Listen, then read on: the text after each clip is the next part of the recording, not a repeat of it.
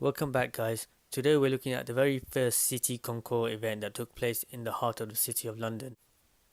Now, I've been going to these types of events for a number of years now, well before I started doing YouTube videos, and one of the great things is that the sheer variety of cars that you see at these events.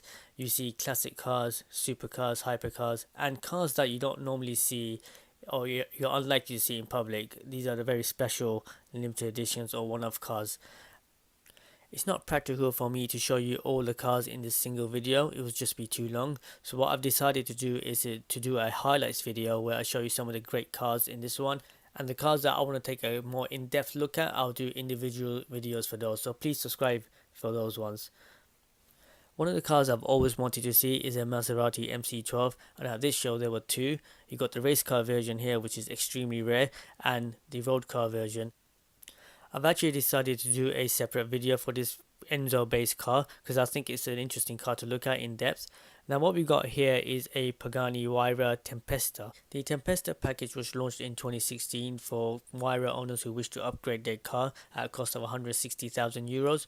For this you got an entire new underbody, a new more aggressive front splitter and a new rear diffuser. The package also includes new alloy wheels which are actually bigger and lighter than the previous car, and the general upgrades are based around the Huayra BC, which is a limited edition car.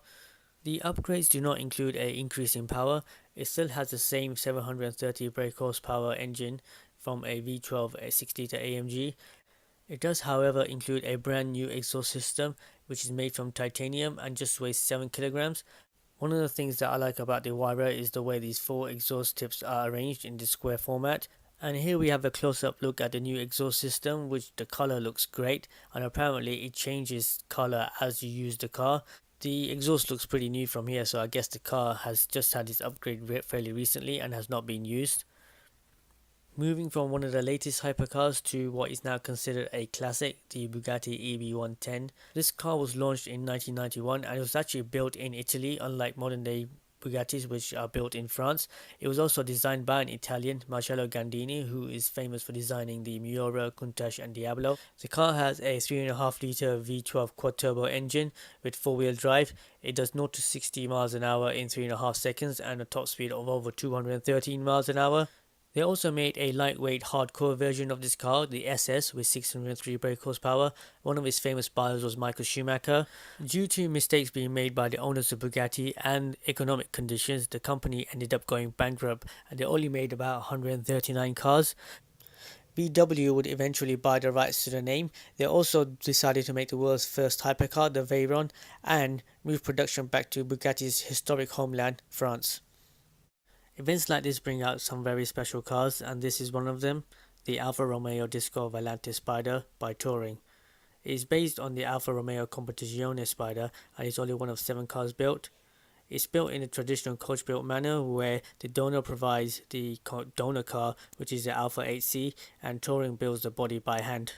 In terms of its engine, it's the same one as found in the 8C, which is a 444 brake horsepower V8 engineered by Ferrari. The inspiration for this car comes from one of Alfa's great designs, the 1952 C5 Disco Volante. Going from a great modern design to one of the best looking cars of all time, the Mercedes 300 SL Gullwing.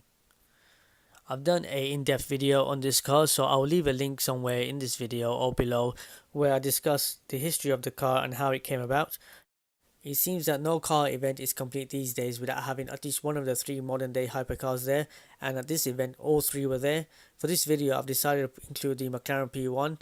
The spec on this one is really nice. It's got nice orange details on it like the P1 sign and orange brake calipers, and also they had the wing up, which I think for a P1 should always be the case.